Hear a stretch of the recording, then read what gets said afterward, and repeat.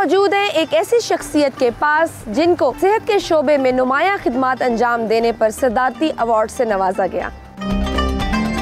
आलमी सतह पर उनकी सलाहियतों के एतराफ़ में ऑक्सफोर्ड की जानिब से उन्हें बेस्ट मैनेजर का अवार्ड दिया गया। इस्लामाबाद डायग्नोस्टिक सेंटर क्या है और कैसे काम करता है, जानेंगे हम आज के बाकमाल के मेहमान डॉक्टर रिजवान उपल से। आइए चलते हैं, उनसे मिलते हैं। अस्सलाम वालेकुम। Thank you very much for coming ji Shazia. Thank you so much, thank you for having us. बड़ा प्लेजेंट, फाइनली इस्लामाबाद में थोड़ी ठंड की फील आई है। मैं यूजुअली किसी को डायग्नोस्टिक सेंटर इनवाइट तो नहीं करता, लेकिन नहीं, आज हम आज हम अपने ऑडियंस को दिखाएंगे कि आईडीसी क्या कर रहा है। जी जरूर, चले। Thank you. Islamabad diagnostic centre है क्या और इस इदारे को बनाने का ख्याल कैसे आया? बेसिकली मैं ख़ुद तो एक प्रैक्टिसिंग डॉक्टर हूँ और पल्मोनोलॉजिस्ट हूँ। ख्याल ये इस तरह से हुआ कि मैंने जब आर्मी छोड़ी तो सिविल में आने के बाद मुझे गैप सेंस किया मैंने, और गैप ये था कि कई दफ़ा हम जब एक मरीज़ को एक नुस्खा लिख रहे होते हैं तो उसमें एक्सरे भी लिख रहे होते हैं, ब्लड शुगर भी लिख रहे हैं, अल्ट्रासाउंड भी लिख रहे होते हैं। तो मैं ये देखा कि उस वक्त कई दफ़ा पेशेंट्स आते थे और उनके पास एक चीज़ होती थी, एक रह जाती थी। तो मैंने अपने जो इर्द गिर्द लैब्स थी, दोस्त थे, उनको मैंने कहा कि आप लोग सब इधर उधर स्कैटर्ड किस्म की एक लैब है, एक एक्सरे है, एक अल्ट्रासाउंड है, तो आप एक जगह बैठे, इससे मरीज़ों को आसानी होगी। Right sir. तो मुझे याद है कि बड़ा अप्रिशिएट किया लोगों ने। लेकिन जब कुछ महीने बाद मैं एक दो दोस्तों को किसी सोशल फंक्शन पे मिला उन्हीं में से, तो उन्होंने कहा कि किसी ने कहा नहीं, he is a young lad from army, he doesn't know dynamics of civil. तो फिर उस पर मैंने खुद एक ऐसे इनिशिएटिव लिया कि नहीं, मैं खुद ही एक करता हूँ। तो अल्लाह का शुक्र है कि ये उस वक्त जब शुरू किया और एक स्मॉल सेटअप से शुरू किया कि ये एक लैब है और एक उसके अंदर एक्सरे भी लगाया, उसमें सीटी स्कैन भी किया। नेवर न्यू कि ये वाकई एक गैप इंतज़ार कर रहा था, तो ये चलना शुरू हो गया। फिर तो इसकी बुनियाद कब रखी है आपने? ये 2003 में पहला एक ब्रांच खोली वाकैंड में वालिद के नाम पे। आईडीसी की इस वक्त कितनी ब्रांचेस हैं और कितने अफराद इस इदारे में काम कर रहे हैं? आईडीसी जब शुरू हुआ था, मैं इस तरह से शुरू करूँ तो ज़्यादा, उस वक्त मुझे याद है मैंने लिस्ट लिखी, कोई 40-50 लोग थे। आज 2500 लोग काम कर रहे हैं across 40+ cities of Pakistan with more than 125-130 branches, and the number is on increase. पूरे पाकिस्तान में फैले हुए सेंटर्स के नेटवर्क को आप कैसे मैनेज करते हैं? जब आप एक अच्छी नीयत से कोई चीज़ करते हैं तो अल्लाह आपके साथ अच्छे लोग भेजने शुरू कर देता है। ग्रेजुअली एक वो कहते हैं ना, अकेले ही चला था जानिब मंजिल, लोग आते गए, काफ़िला बनता गया और ये सारे साथी आते गए। बहुत अच्छी टीम है हमारी, रेडियोलॉजिस्ट की, पैथोलॉजिस्ट की, डॉक्टर्स की, और they are all with us. IDC में और बाकी डायग्नोस्टिक सेंटर्स में क्या फ़र्क है? जो डायग्नोस्टिक सेंटर्स, पहला तो मैं ये ज़रूर कहूँगा, जिस तरह मैंने कहा था कि फ़र्स्ट डायग्नोस्टिक का कंसेप्ट, उससे पहले लैब्स होती थी, आईडीसी ने शुरू किया डायग्नोस्टिक। अब मैं बड़ा खुश होता हूँ देख के कि ये वर्ड आम होता जा रहा है। जैसे भी आपने कहा, जब पहली दफ़ा हमने शुरू किया तो कई दफ़ा लोगों को समझ नहीं आती थी प्रोनाउंसिएशन के डायग्नोस्टिक और ये वो, क्योंकि लैब्स का कंसेप्ट था। तो हमारी कोशिश होती है कि मरीज़ को हर चीज़ छत के नीचे 24/7 प्रोवाइड की जाए। हम सिर्फ ये नहीं आईडीसी करता कि एक लैब बना ली और पूरे पाकिस्तान से कलेक्शन पॉइंट कर लिए, वो नहीं। हम एक ख़ास डिस्टेंस के बाद लैब इस्टेब्लिश करते हैं ताकि पेशेंट को जल्दी रिपोर्ट मिले क्वालिटी की। हम कोशिश करते हैं कि वहाँ पर सिर्फ लैब एक कलेक्शन पॉइंट ना, वहाँ पे एक्सरे भी हो। हमारी कोशिश होती है अगर वहाँ अल्ट्रासाउंड की रिक्वायरमेंट है, वहाँ अल्ट्रासाउंड भी हो, और अगर सीटी स्कैन की ज़रूरत है तो वहाँ सीटी स्कैन भी हो। अब उसी वजह से इस वक्त पाकिस्तान में सिर्फ आईडीसी की इन ब्रांचेस के अंदर मोर दैन 100 के करीब एक्सरे प्लांट्स हैं। कहीं भी पाकिस्तान में इतना, ये वो मॉडल है जो बाकी सब फिर नहीं कर रहे। इसी तरह अल्ट्रासाउंड मोर दैन मेरे ख्याल से 100+ अल्ट्रासाउंड और डॉपलर यूनिट्स लगे हुए हैं अंडर वन रूफ, मतलब नहीं, not under one roof, across Pakistan. Okay. दूसरा ये कि हमारी कॉस्ट टर्न अराउंड टाइम, हम बहुत शॉर्टेस्ट टाइम में कोशिश करते हैं पेशेंट्स को रिपोर्ट दें। आईडीसी में मरीजों के लिए कौन कौन से टेस्ट की सहूलत मौजूद है? आईडीसी जिस तरह लेबॉर्ट्री, एक डायग्नोस्टिक सेंटर के दो बेसिक कंपोनेंट्स होते हैं। एक पैथोलॉजी जिसके अंदर लेबॉर्ट्री के टेस्ट आते हैं, जिसमें हज़ारों टेस्ट हैं। आईडीसी बड़ी कंप्रिहेंसिव लेबॉर्ट्रीज रखता है। मोर दैन 24 लैब्स हैं आईडीसी की पाकिस्तान में, instead of just one big reference lab. उसमें से एक टीएलए भी लगा हुआ है। टीएलए उसका हम कहते हैं टोटल लैब ऑटोमेशन, जिसमें आपने एक टेस्ट को जब आप उसमें डाल देते हो तो तमाम रोबोटिक्स और ऑटोमेशन के ज़रिए वो टेस्ट परफॉर्म हो रहा होता है। वो एक जगह हम टेस्ट को जब ट्यूब्स को डाल देते हैं तो उसने खुद ही उसको सेंट्रीफ्यूज करना है, खुद ही उसकी क्वालिटी चेक करनी है, खुद ही उसको कन्वेयर बेल्ट्स पे ले जाना है, जिससे ह्यूमन इंटरवेंशन बड़ी कम होने की वजह से क्वालिटी और टाइम बड़ा कम हो जाता है। तो ये एक जिस तरह टीएलए, ये हमारे लैब के। दूसरा हमारे रेडियोलॉजी का कंपोनेंट आया था। रेडियोलॉजी जिसको इमेजिंग भी कहते हैं, उसमें हम एक्सरे से लेकर और MRI तक, अब उसमें हमारे पास 17 मैग्नेट्स लगे हुए हैं पाकिस्तान में। ये again largest number of imaging facilities जो या टेक्नोलॉजीज़ हमारे पास मौजूद हैं, जिसमें से zero helium boil of magnets हैं जो बहुत ही state of the art latest magnets हैं जो कार्डिक MRI करने की सलाहियत रखते हैं। कार्डिक MRI बहुत ही एडवांस्ड MRI मशीन कर सकती है। इसी तरह मल्टी स्लाइसर CT स्कैनर है जो कॉर्नरी एंजियोग्राफी, दिल की एंजियोग्राफीज हम कर सकते हैं जो काफ़ी ज़्यादा लोग कर रहे होते हैं, करवा रहे होते हैं IDC से। तो ये इमेजिंग आ जाता है। फिर इसके अलावा दूसरी से associated like nerve conduction studies आ गई, कार्डियोलॉजी आ गई, पल्मोनरी मेडिसिन आ गई। ये वो सारी चीज़ें हैं जो बाकी IDC के अंदर इसको यूनिक करती हैं। और अगर कोई टेस्ट पाकिस्तान में नहीं है तो हम कोशिश करते हैं वो भी लोगों को दें। आप IDC में जदीद state of the art MRI machine और दीगर मशीनें इस्तेमाल कर रहे हैं। ये मशीनें तो बहुत महंगी हैं, तिब्बी आलात ख़रीदने के लिए फ़ंड्स कहाँ से आते हैं? बेसिकली जब IDC शुरू किया था उस वक्त तो टोटल एक ब्रांच थी और जो अपने रिसोर्सेज के ज़रिए शुरू कर दिया उसको, पहले दिन से आज तक हम बैंक से फैसिलिटी नहीं लेते। मैं इसमें ये ज़रूर कहना चाहूँगा बिकॉज ऑफ रिलीजियस रीज़न कि उसमें वो सूद का एलिमेंट, वो ये पर्सनल हमारा वो उसको बड़ा फॉलो करते हैं हम। तो जैसे जैसे जो कुछ अर्निंग आते हैं री इन्वेस्ट 100% उसमें वापस कर देते हैं। दूसरा जो IDC नहीं करता, फ्रेंचाइज नहीं करता बिल्कुल भी। IDC में डॉक्टर्स के अलावा 2500 से ज़ायद मुलाजमीन काम कर रहे हैं। इतने बड़े स्टाफ की ट्रेनिंग कैसे करते हैं? हमारा प्रॉपर HR डिपार्टमेंट है। HR डिपार्टमेंट हर फील्ड के लिहाज से उनकी ट्रेनिंग एजुकेशन कर होता है। फ़र्स्ट ऑफ़ ऑल जब हम इंडक्ट करते हैं तो कोशिश करते हैं वो अपनी फील्ड में काफ़ी एक्सपर्ट आदमी हो, एक्सपीरियंस भी हो। इवन हम यंग लोगों को भी लेते हैं, उनको ट्रेन भी करते हैं। IDC के अंदर ट्रेनिंग भी चल रही होती है और उनको साथ साथ उससे रेलेवेंट ट्रेनिंग भी दी जा रही होती है। रोज़ाना कितने अफराद मुल्क भर के सेंटर्स में विज़िट करते हैं और अब तक कितने अफराद को IDC अपनी सर्विसेज दे चुका है? मुख्तलिफ ब्रांचेस में मुख्तलिफ होते हैं। टोटल तकरीबन 5 to 6,000 पर डे के करीब पेशेंट्स टच करते हैं IDC को और यहाँ से अपने वो टेस्ट या सर्विसेज लेके जा रहे होते हैं। छोटे इलाकों में अभी तक IDC की इतनी नो हाउ आई थिंक नहीं है जितना फेमस जैसे बाकी दूसरी लैब्स हैं। सो उसके लिए नहीं एक्चुअली यही इंटरेस्टिंग बात है। जब IDC ने ग्रो कर, हम पहले छोटे शहरों में जाते हैं, ये डिफरेंट है। अच्छा, अगर आप देखें तो हम बड़े शहरों में बाद में जाते हैं।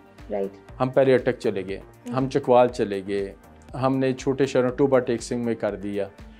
बड़े शहरों में ऑलरेडी फैसिलिटीज़ होती हैं। यहाँ पे हमारा प्रिंसिपल वो था कि कोशिश करें वहाँ पर तो ऑलरेडी लोगों को सर्विसेज मिल रही हैं, तो पहले उधर जाएं जिधर सर्विसेज लोगों को नहीं मिल रही।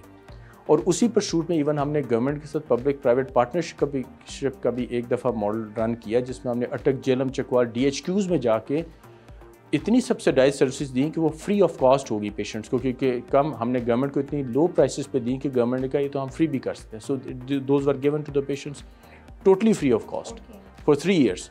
और वो मोर देन मिलियन के करीब पेशेंट्स टेस्ट हमने परफॉर्म किए एनुअल सिर्फ एक हॉस्पिटल में। So that was a good service जो हमने, पर छोटे शहरों में हम हैं, कस्बों में, हर जगह। IDC में फ़ीस स्ट्रक्चर के हवाले से क्या पॉलिसी रखी गई है? स्पेशली वो अफराद जो पैसे नहीं दे सकते, तो क्या वो भी इलाज से मुस्तफ़ीद हो सकते हैं? एक ख़ास एज के बाद हमने डिस्काउंट कर दिया है। Anyone coming above senior citizens, उनको हम स्पेशल डिस्काउंट होता है। फिर हम स्पेशल कंपेन्स कर रहे होते हैं। डिजर्विंग पेशेंट्स आते हैं उनके लिए हमने स्पेशल कार्ड्स बना दिए हैं ताकि उनको वहाँ से फैसिलिटी जितना मैक्सिमम, यस, वो अलग कर दें, क्योंकि कई पेशेंट होते हैं उनको बार बार आना पड़ता है, तो हम उनको कहते हैं यहाँ पे वो उनको भी फैसिलिटेट किया जाए। हद्दुल वसा जितनी हो सकती है। मेरे ख्याल है IDC चूँकि इकॉनमी ऑफ स्केल के ऊपर जाके हम काफ़ी ज़्यादा लोगों को हेल्प कर रहे होते हैं। वो मरीज़ जो IDC तक नहीं आ सकते, उन अफराद को कैसे सर्विसेज प्रोवाइड की जाती हैं? एक बड़ी यूनिक चीज़ शुरू की IDC, एक तो सिर्फ होम कलेक्शन होती है जिस जो अभी और कई भी लैब्स और भी कर रही होती है जिसमें सिर्फ जाके हम ब्लड सैंपल लेते हैं, वो तो थी काफ़ी सालों से। अब IDC ऑन व्हील्स एक आ चुका है जिसमें IDC की एक्सरे, अल्ट्रासाउंड, ECG या एकोकार्डियोग्राफी और EEG even that goes in the house, घर में जाके जो पेशेंट नहीं आ सकते, डिसेबल्ड हैं, बेड बाउंड हैं, बुजुर्ग हैं, yes, state of the art एक नई चीज़ अभी एक्सरे मंगवाया है जो कि it's a small handy x-ray और वो घर पहुंच जाता है और बड़े लोग उससे मुस्तफ़ीद होते हैं, बड़ी दुआएं देते हैं उसके ऊपर। पूरे पाकिस्तान में अब शुरू कर चुके हैं, लेकिन ज़्यादा भी बड़े शहरों में। वो माहौलियाती आलूदगी दुनिया भर की तरह पाकिस्तान के लिए भी बहुत बड़ा मसला बन चुका है।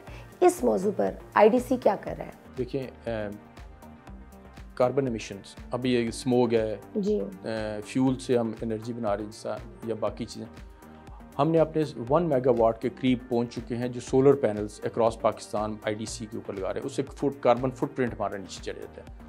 हम यहाँ तक जाते हैं, इवन जो हम आपने देखा होगा लैब में सिरिंजेस यूज़ हो रही होती हैं, हम सिरिंज यूज़ नहीं करते क्योंकि उसका वॉल्यूम ज़्यादा है उसको जलाने के लिए, तो हम बटरफ्लाई कैनुला यूज़ करते हैं। वो ज़रा थोड़ा महंगा भी पड़े, लेकिन हम कहते हैं पेशेंट को तकलीफ़ नहीं होती, क्वालिटी अच्छी रहती है और उससे सैंपल्स की भी क्वालिटी डिके नहीं होती और सैंपल वो जो ट्यूब को ज़ाया करते हुए बर्न करते हुए भी नुकसान ज़्यादा नहीं होता इन्वायरमेंट का। हम उस लेवल पे भी जाते हैं।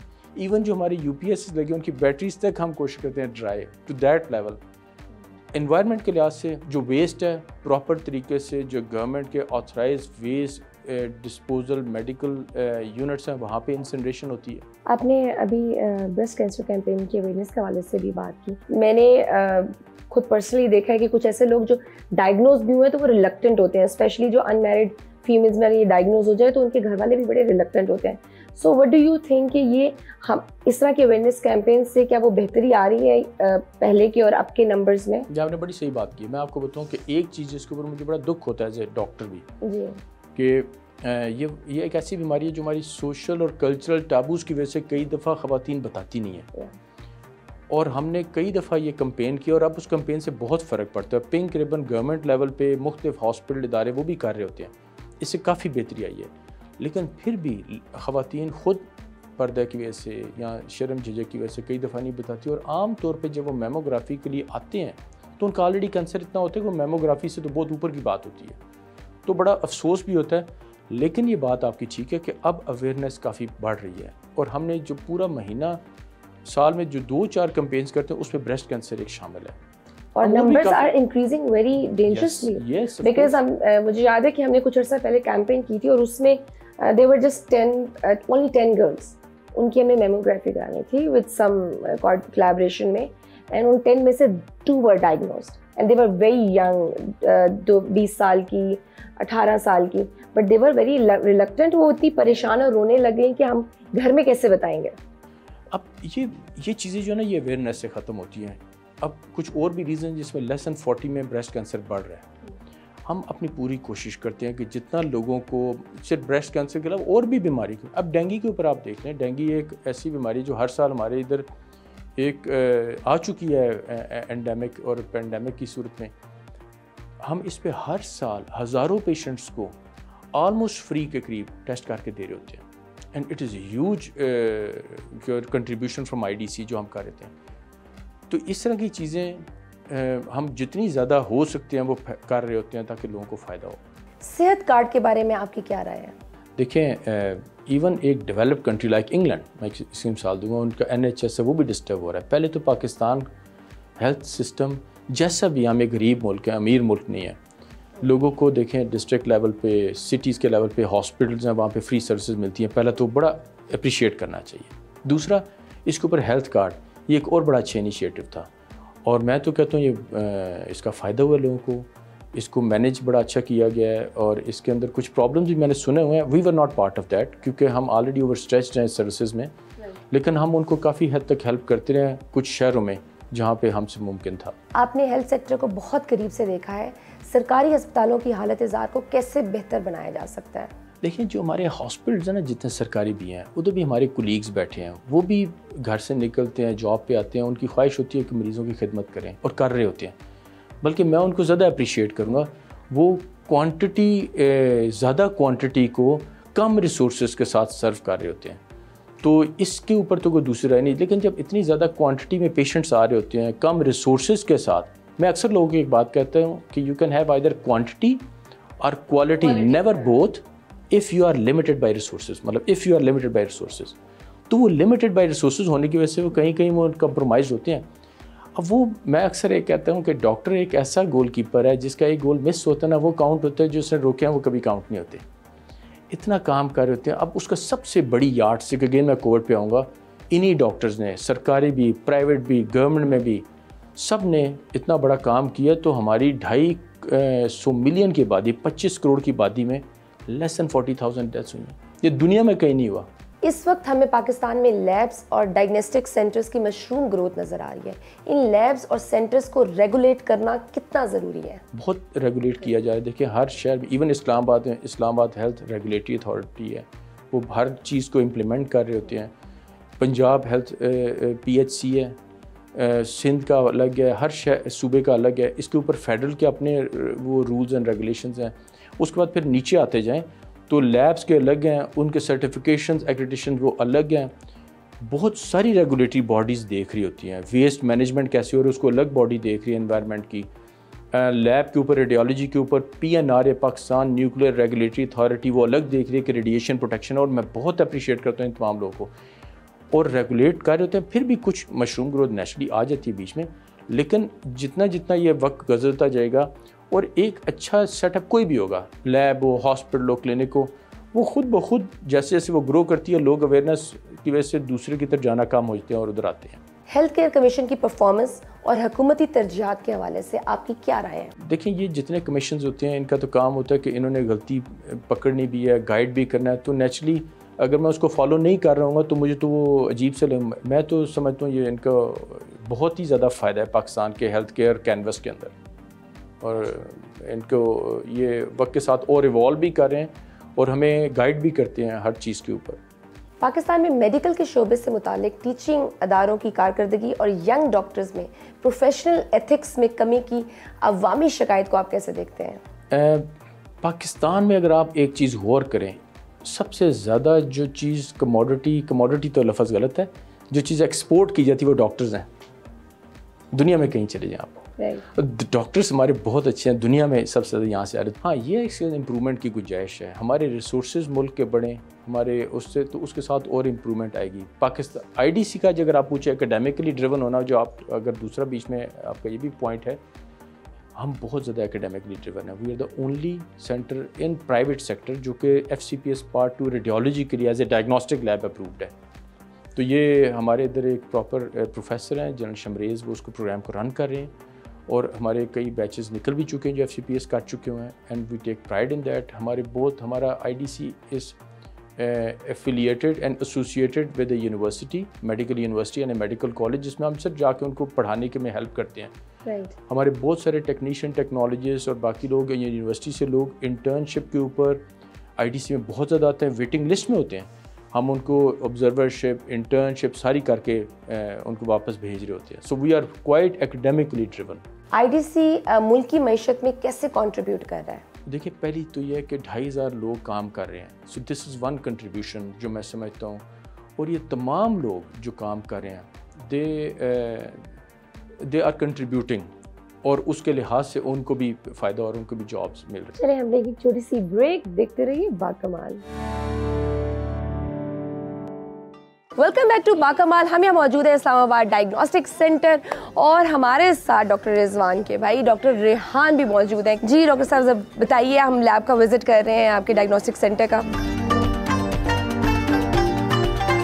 कलेक्शन आपने देखी होगी, आम सी चीज़ें, लेकिन यहाँ पे बड़ी यूनिक चीज़ मैं दिखाना चाहूँगा। फॉर एग्जाम्पल मैं आपको यहाँ पे टेक्नोलॉजी वेन व्यूअर इसको हम कहते हैं, और ये जितनी छोटी सी है but it is very useful. हमारे जितने सेंटर्स हैं वो उसमें रेडियोलॉजी होती है, तो एक सैंपल के तौर पे ये इनिशियल ब्रांच है, तो इसलिए मैं दिखाता हूँ। MRI यूनिट है हमारा। दूसरा इसी तरह ओपन MRI यहाँ पे लगा हुआ, जिसके अंदर पेशेंट को डर खौफ नहीं होता। अच्छा, तो जो क्लास्ट्रोफोबिक होते हैं उनके लिए वो इजी होता है। ओपन MRI है। तो ओपन और अगर ये क्लोज में, यानी open could be used for same purpose जिसके लिए सेम पर्पस, लेकिन कुछ चीज़ों के लिए हम नहीं है, क्योंकि हाई फील्ड नहीं है। हाई फील्ड से मुराद होती है ये 1.5 टेस्ला है, जिसके लिए हम ब्रेन, एब्डोमेन, हार्ट, ये जिसमें क्लास्ट्रोफोबिया नहीं होती, आमतौर पे स्पाइन, ब्रेन, और उसके लिए हम लिमिटेड यूज़ करते हैं। ये हमारे जो फ्लोर है यहाँ पर दूसरा इमेजिंग का हिस्सा है। नीचे जिस तरह फ्लोर था मैंने बताया था, ये दूसरे पे ultrasound, mammography, OPG, cone beam CT scan, doppler studies, echocardiography, ECT यहाँ पे होते हैं। अभी मेमोग्राफी जिसकी हम बात भी करते हैं, ये बहुत सेंसिटिव डिजिटल मेमोग्राफी यूनिट है, जिसके ऊपर हम ब्रेस्ट कैंसर स्क्रीनिंग करते हैं। अच्छा। और हमने 2 यूनिट्स इसलिए लगाए हैं ताकि लोगों को हर वक्त फैसिलिटी ये मौजूद हो और ये अप टाइम 100% हो। राइट। अच्छा, ये टोटल लैब ऑटोमेशन जिसको हम TLA भी कहते हैं, ये पाकिस्तान में मोस्ट एडवांस TLA सिस्टम इस वक्त जो लगा हुआ है। इसमें लैब सैंपल कलेक्शन जो नीचे हुई है उसके बार कोड लगाने के बाद इसमें हर चीज़ ऑटोमेटिकली परफॉर्म होती जाएगी। अच्छा। अभी आप देखेंगे बड़ा इंगेजिंग है and you will be impress कि ये किस तरह मशीनें काम करती हैं और आदमी सुपरवाइज करते रोबोट्स काम है। राइट। तो अभी आप देखें इसको ऐसे फेंक देंगे बीच में ऐसे और वो खुद ही मशीन ने सॉर्ट करना है, बार कोड को रीड करना है। कौन सा है, किधर जाएगा, किस मशीन के पास जाएगा, यहाँ पे डिसीजन ले लेगी कि इसके आगे मुकद्दर क्या है सैंपल। वहाँ से फिर ये खुद बहुत कन्वेयर बेल्ट पे अगर आप देखें ना चलते हुए सैंपल खुद जा रहे होंगे and they will be moving और वो जो भी रिक्वायर्ड वहाँ पे मशीन होगी वहाँ पहुँच जाएगा। ओके। अब ये मशीन है जिसमें ब्लड कंप्लीट पिक्चर, हीमोग्लोबिन, ये वो हर चीज़ पे परफॉर्म करेंगे। ये हेमाटोलॉजी कहते हैं इसको। ये तो haematology, this can perform up to 4000 test per hour. This one, ये वाला ये मिरर इमेजेस हैं दोनों एक दूसरे के। अच्छा। और ये कौन से chemistry, sugar, LFTs, RFTs, kidneys के टेस्ट हो गए, रूटीन केमिस्ट्री। आप सारी मशीनें जो है ना नेटवर्क से कनेक्टेड है, जो इनको बाहर से भी देखा जा रहा है। इसके ऊपर सर्टिफिकेशंस और एक्सटर्नल क्वालिटी एश्योरेंस के वो प्रोग्राम रन हो रहे हैं। इसके ऊपर इनको खुद भी वॉच किया जा रहा है कि वो अपने डिविएट ना करें हर टेस्ट के ऊपर। ये पाकिस्तान में it's just with you guys only? जो TLA इस वक्त टोटल पाकिस्तान में मेरे ख्याल से 8 से 9 TLA लगे हुए हैं। अच्छा। जो मोस्ट एडवांस TLA जो रिसेंटली ना, दिस इज द वन। अच्छा। अभी एक दो और लैब्स के साथ भी हमें पता चला कुछ लगा रहे हैं मेरे ख्याल से। अभी कुछ लैब्स में विजिट किया था, लेकिन फिल वक्त इससे एडवांस TLA पाकिस्तान में नहीं। So, ये रिपोर्ट्स 24 आवर्स में मिल जाते हैं या इन सब का कोई? नहीं, हर एक का टाइम। जिस तरह अभी अजहर साहब बता रहे थे, कुछ टेस्ट तो 2 घंटे में हम परफॉर्म कर लेते हैं, but not more than 24 hours. देखिए कुछ टेस्ट जो होते हैं जो इधर नहीं हो रहे, कल्चर हो गया, यूरिन कल्चर हो गया, ब्लड कल्चर, वो तो 24 और 48 इवन 72 आवर्स भी चले जाते हैं। That's great. और ये सारी की सारी एडवांस्ड मशीन्स हैं। अच्छा, आपके कलेक्शन सेंटर्स थोड़े कम है पाकिस्तान में? यस, हम उसको ब्रांचेस कहेंगे ज़्यादा है। कलेक्शन सेंटर बनाना बहुत आसान काम है। Collection centre is basically an office जहाँ पे पेशेंट आएगा और हमने ब्लड सैंपल लेना। सिर्फ एक MRI अगर हम देखें ना, अगर हम एक MRI की जगह चाहें तो 60 से 70 कलेक्शन सेंटर्स बन सकते हैं, लेकिन वो पेशेंट सेंट्रिक अप्रोच नहीं है। पेशेंट को जिस चीज़ की जरूरत होती है, इसलिए हमारा मॉडल थोड़ा सा IDC का डिफरेंट है। We do not add up in the crowd.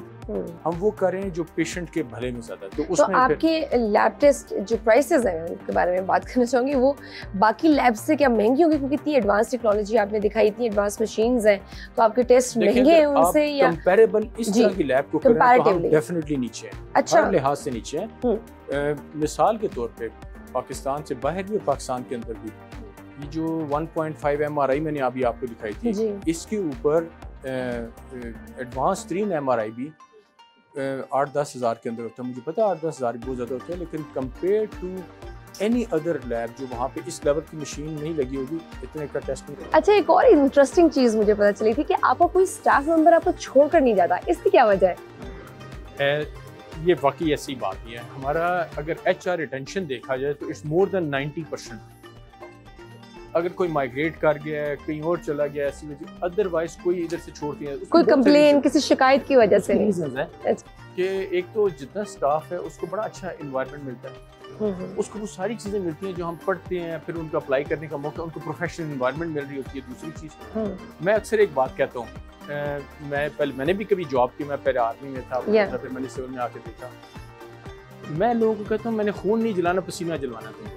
अच्छा। तो ये मेरा जो एक स्लोगन है ना, मैंने अपने HR को, किसी का खून नहीं जलना चाहिए, पसीना जलना चाहिए। जब खून जलता है ना तो लोग जॉब छोड़ जाते हैं। एग्जैक्टली। और परफॉर्मेंस भी इफेक्ट होती है, क्रिबिंग भी होती है, काम चोरी भी होती है। यहाँ पे मैं अगर आपको किसी स्टाफ को पूछें, they will be very happy to work here. उनके लिए बेनिफिट्स का मैं अगर आपको बताऊँ, social security, EOBI, personal insurance, accidental insurance, family health insurance, पूरी फैमिली की। सैलरीज जो गवर्नमेंट अनाउंस कर रही होती है उससे हमेशा हम आगे होते हैं, अगर लोअर टियर स्टाफ से अपर टियर स्टाफ के भी। और जितना उनको best look after, working hours 8 घंटे ही हैं, 8 घंटे से ऊपर अगर होंगे तो अगर किसी ने करना है तो लिमिटेड ओवर टाइम। तो ये सारी चीज़ें मिला के फिर उनकी ग्रूमिंग, उनकी ट्रेनिंग, तो फिर कोई क्यों छोड़े। और वैसे भी ये फैमिली बन गया। एज यू सेड कि आर्मी में आप काम करते थे, तो पाक फौज जैसे मुनज़्ज़म अदारे के बाद अपना डायग्नोस्टिक सेंटर खोलना, अपना काम करना, बहुत सी मुश्किलात आई होंगी। सो क्या मेजर मुश्किलात थी जो? देखिए, जब मैंने बताऊँ ना कि मैं बेसिकली तो एक मेडिकल स्पेशलिस्ट हूँ और पल्मोनोलॉजिस्ट हूँ, मैं पैथोलॉजिस्ट भी नहीं हूँ, मैं रेडियोलॉजिस्ट भी नहीं हूँ। और सच्ची बात है ना मुझे बिजनेस का पता था क्या होता है। ये एक नियत थी, एक इंटेंशन थी, कि ये एक कमी है और इसको पूरा किया जाए, उसी परसूट में ये शुरू हुआ। और फिर मैंने देखा कि ये ग्रो करता गया। ये विजन नहीं थी शुरू दिन से कि हमने 130 ब्रांचेस या फिर आगे और जाना है, लेकिन जैसे जैसे मैंने देखा कि इस चीज़ की ज़रूरत है, लोगों को फ़ायदा हो रहा है, एक मरीज़ को फ़ायदा हो रहा है। अगर आप देखें अभी भी वेटिंग एरिया में लोग आ रहे हैं बेचारे, और कितनी जल्दी आते हैं और फ़ौरन खुशी खुशी से उनको हमारे स्टाफ सर्व कर रहा होता है और वो जा रहे होते हैं, तो उससे फिर एक पॉजिटिव फीडबैक आती है कि हमने किसको ग्रो करते जाएँ। तो अल्हम्दुलिल्लाह फौज छोड़ने के बाद मेरे ख्याल से ये छोटी सी IDC की मेरी जो फैमिली बन गई है, 250,000 अफराद इकट्ठे हो गए हैं। इंशाल्लाह ये 5,000 होंगे। ये पाकिस्तान को स्ट्रेंथन करेंगे, हमारे हेल्थ केयर कैनवस को स्ट्रॉन्ग करेंगे। मैं समझूंगा अपने हिस्से का मैंने रोल अदा किया। डॉक्टर रेहान को मैं अप्रिशिएट करता हूँ, डॉक्टर इमरान मेरे भाई हैं, दोनों भाइयों को, they are always with me, supporting me. और मेरी टीम जो है जिनको आप मिली हैं, सबको एक एक बंदा, मैं तो आज बोल रहा हूँ एक्चुअली तो ये उन लोगों का काम है, ये उन लोगों का काम है, मुझे तो इधर होना नहीं चाहिए, उन लोगों को होना चाहिए। सदर पाकिस्तान ने भी आपकी खिदमात का एतराफ़ किया और आपको सदारती अवार्ड से नवाजा, क्या फीलिंग्स थी उस वक्त? देखिए, एक्नॉलेजमेंट एक ऐसी चीज़ है जो हर इंसान को अच्छी फीलिंग होती है। जब कोविड के बाद एक प्रेसिडेंशियल अवार्ड मिला, आई फील ऑनर्ड। हालांकि मुझसे ज़्यादा लोगों ने भी काम किया, मैं ये नहीं कहूँगा कि मैंने कोई बहुत एक्स्ट्रा, लेकिन जो मेरी हम्बल कैपेसिटी में था वो किया। और फिर नेक्स्ट ईयर जो लास्ट ईयर मुझे तमगा इम्तियाज़ मिला, बड़ी एक अच्छी सी फीलिंग हुई कि एक आपको अपने फील्ड में एक्नॉलेजमेंट मिले, हेल्थ केयर के अंदर आप अगर लाइफ गुजारी है तो यकीनन अच्छा एहसास होता है। 2016 में आपको ऑक्सफोर्ड की जानिब से भी बेहतरीन मैनेजर का अवार्ड दिया गया था, एक्चुअली उसके बारे में भी बताइए। IDC बड़ी जल्दी ग्लोबल रडार्स पे आना शुरू हो गया, और ये पता चला बाहर भी जो बॉडीज़ हैं इस तरह उनको कि IDC is one of the extraordinary fast growing health care entity. तो उस पर उन्होंने IDC को one of the best health care diagnostic facility और एज द बेस्ट मैनेजर उनको कोई अवार्ड होता है वो उससे नवाजा, जो मेरे लिए इससे ज़्यादा मेरे मुल्क के लिए इज़्ज़त की बात थी। तो मैं उस पर बड़ा खुश हुआ। No doubt. चलिए हम लेंगे एक छोटी सी ब्रेक के बाद हम जानेंगे थोड़ा सा इनकी फैमिली के बारे में भी। देखते रहिए Bakamal. Welcome back to Bakamal. Doctor साहब ये बताइए, आप तीनों भाई इकट्ठे रहते हैं, जॉइंट फैमिली सिस्टम है और इकट्ठे काम भी करते हैं, how do you manage this? ये अल्लाह का शुक्र है, इससे ये तो इकट्ठे रहना तो स्ट्रेंथ है, साइकोलॉजिकल स्ट्रेंथ सबसे पहले, और अदरवाइज़ भी हमारा बड़ा अच्छा सिस्टम है। हम हैं तो इकट्ठे लेकिन तीनों अलग अलग घर हैं। अच्छा। तो हमें बड़े होता है कि हम तीनों एक दूसरे के साथ हैं। तो आप बड़े हैं या डॉक्टर इमरान बड़े हैं? डॉक्टर इमरान मुझसे बड़े हैं। अच्छा। रेहान मुझसे छोटे हैं। अच्छा। और मैं दरमियान में। ओके, सो डिसएग्रीमेंट्स भी तो होते होंगे obviously when you are doing a business, and और फिर आप इकट्ठे रहते हैं, ऐसा हो नहीं सकता कि इख्तिलाफात ना हो? यूजुअली चूँकि हमारा प्रोफेशन मिलता जुलता है, डॉक्टर इमरान अपना क्लिनिक कर रहे होते हैं, वो IDC में इन्वॉल्व तो नहीं होते, लेकिन क्लिनिक में हम घर में इकट्ठे भी बैठते रहते हैं। डॉक्टर रेहान मेरे साथ होते हैं। कोई ऐसा मैं नहीं कह सकता कि कोई कभी कोई डिफरेंस आया हो। बचपन में पढ़ाई में कैसे थे आप सब? ऑब्वियसली डॉक्टर थे, अच्छे तो होंगे ही, लेकिन सबसे ज़्यादा लाइक आप तीनों में कौन था? अच्छा। सारे अल्लाह का शुक्र है, रेहान भी डॉक्टर इमरान भी सारे ही मेहनत करते हैं। शरारती कौन था? मेरे ख्याल से अपने अपने हिस्से में सारी थे। डांट कोई एक होता है जिसको बहुत डांट पड़ती है वो अपनी शरारतों की वजह से, और एक थोड़ा मासूम सा बच्चा होता है। मैं मासूम था। मासूम। So I think you would be the naughtiest. तो ज़्यादातर किस किस्म की शरारतें करते थे? कोई ऐसा नहीं कि मैं कहूँगा, लेकिन यह है कि नेचुरली वो एक लाइफ के अंदर जो चीज़ें चल रही होती हैं, नॉट कि मैं कोई मेमोरेबल चीज़ शेयर कर सकूँ, लेकिन it was I must say कि चाइल्डहुड और अदरवाइज भी फुल ऑफ लाइफ ही गुजरता रहा, अल्लाह करके इस तरह ही चलता रहा। फिर मैं आर्मी में चला गया मैट्रिक के बाद, और FSC आर्मी मेडिकल कॉलेज में, और वहीं से फिर क्या नाम है MBBS किया, फिर FCPS किया, फिर एकेडमिक्स में ही रहे। फिर बस ये 2002 में आर्मी छोड़ के तो फिर थोड़ा सा क्लिनिक तो अभी भी चल रहा है, रेहान भी, मैं भी, डॉक्टर इमरान भी, वो प्योर होम्योपैथी कर रहे होते हैं, डॉक्टर रेहान साथ होते हैं, क्लिनिक हमने अलग रखा हुआ है। अच्छा।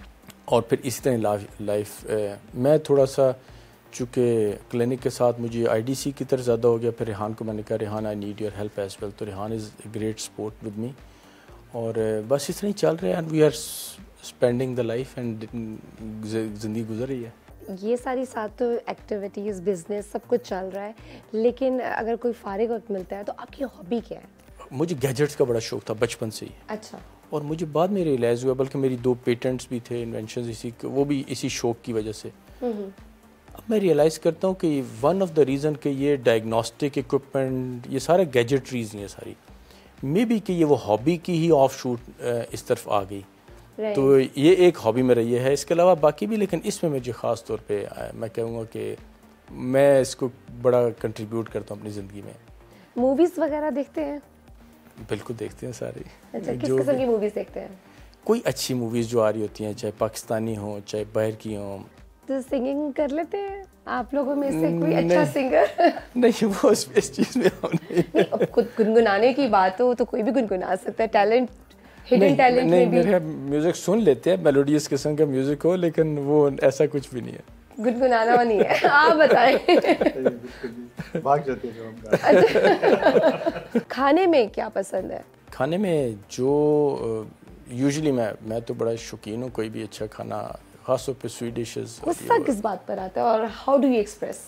मुझे अगर मैं ज़ाती कहूँ, मुझे मुनाफिकत पे गुस्सा आता है, टू बी वेरी ऑनेस्ट। वो तो फिर इसका मतलब है आप ज़्यादातर गुस्से में रहते हो, जितनी को फैल चुकी है। फिर खामोश हो जाते हैं, लेकिन जो बड़ा ऑब्वियस हो, अगर हम जो कुछ कह रहे हो वो ना कर रहे हो, not only in all aspects of life. पहले तो अब जिस तरह से लोग अब बहुत ज़्यादा गैजेट्स में, सोशल मीडिया आजकल आ गए, लोग फ़ोन में बिजी हैं, वो क्वालिटी टाइम मिस हो गया है। हाउ यू इंश्योर, आप अपने घर वालों को किस तरह से क्वालिटी टाइम देते हैं, टाइम निकाल लेते हैं बच्चों को? और डॉक्टर की लाइफ वैसे भी काफ़ी बिजी होती है, लेकिन काफ़ी कोऑपरेटिव भी रही हैं मिसेस भी। और बच्चे जो हैं, अब मेरी एक बेटी हाउस जॉब कर रही है, अच्छा। शी इज़ ए डॉक्टर, और दूसरी बेटी अभी आर्किटेक्ट बन रही है, और छोटा बेटा भी क्लास 8 में है। तो फुल टाइम उनके साथ जितना मेरा हो सकता है। हाँ, पर्सनल लाइफ थोड़ी सी कंप्रोमाइज़ हुई थी तमाम डॉक्टर्स की। आपके बच्चे कितने हैं और क्या करते हैं?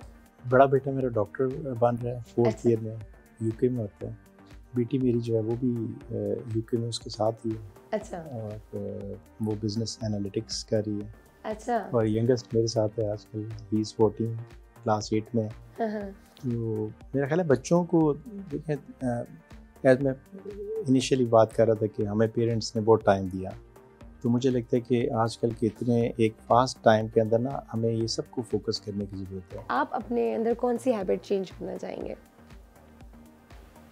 मैं सच्ची अगर बताऊं, अच्छी भी है बुरी भी है बात, लेकिन थोड़ा सा ना इस प्रोफेशन में आके, और अदरवाइज या कोई नेचर ही ऐसी, थोड़ा सा ज़्यादा वर्कोहलिक हो जाना। अच्छा। वर्कोहलिक्स जो होते हैं वो अपना नुकसान कर रहे होते हैं, उसमें नेशन का, लोगों का, इदारों का फ़ायदा हो रहा होता है।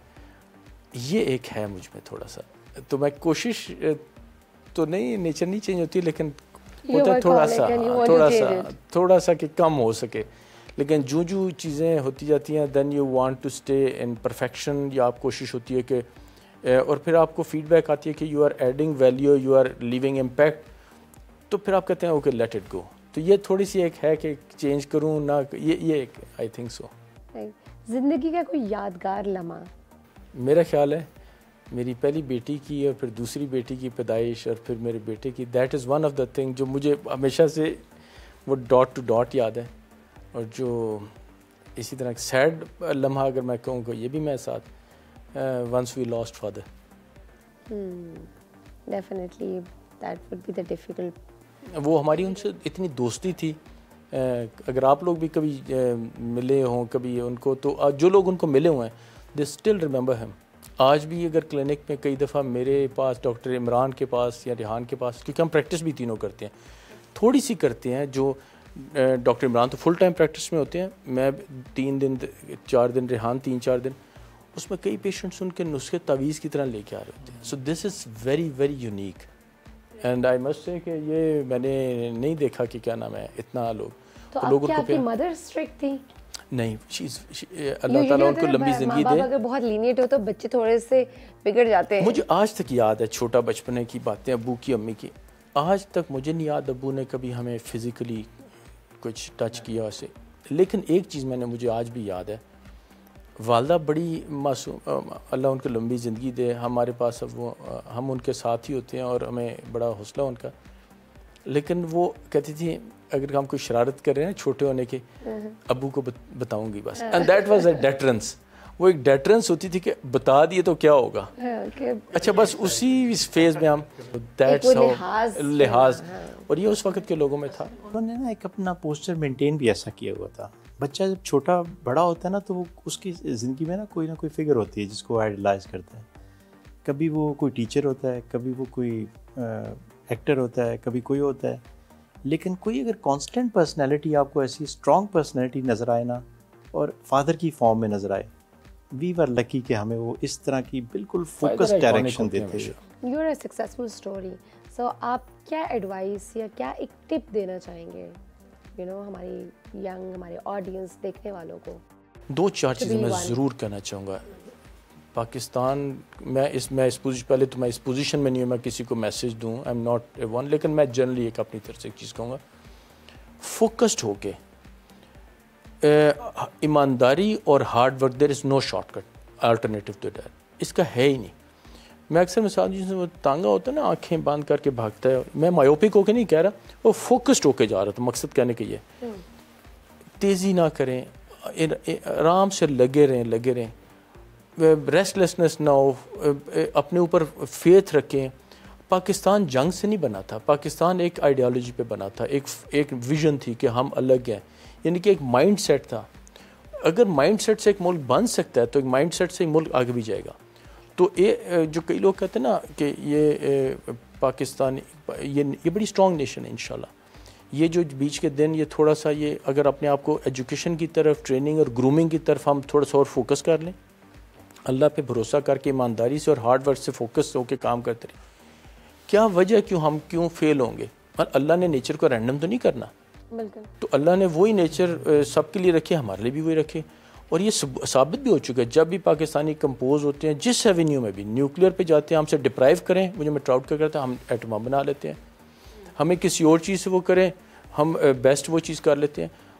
और ये बेसिकली पाकिस्तानियों के डीएनए में ये है, और इंशाल्लाह ये अपना फल दिखाएगा इंशाल्लाह। इस्लामाबाद डायग्नोस्टिक सेंटर का क्या फ्यूचर देखते हैं? मेरी ख्वाहिश है कि ये और बढ़े, इससे लोगों को फ़ायदा हो, लोगों की बीमारियों की तशख़ीस में आसानियाँ पैदा हो। जितनी आसानियाँ हम कर सकते हैं आईडीसी के थ्रू, जितना इम्पैक्ट, जितनी वैल्यू ऐड कर सकते हैं, जितने मैसेज को फ़ायदा दे सकते हैं, आने वाले दिनों में इससे जितना ज़्यादा हो, हमारी दुनिया और आखिरत इससे अल्लाह और बेहतर करते। Right, thank you so much, आप लोगों ने टाइम दिया, बहुत मज़ा आया, एंड हमारे व्यूअर्स ने भी आई होप एंजॉय किया होगा। मुझे दीजिए इजाज़त, अल्लाह हाफ़िज़।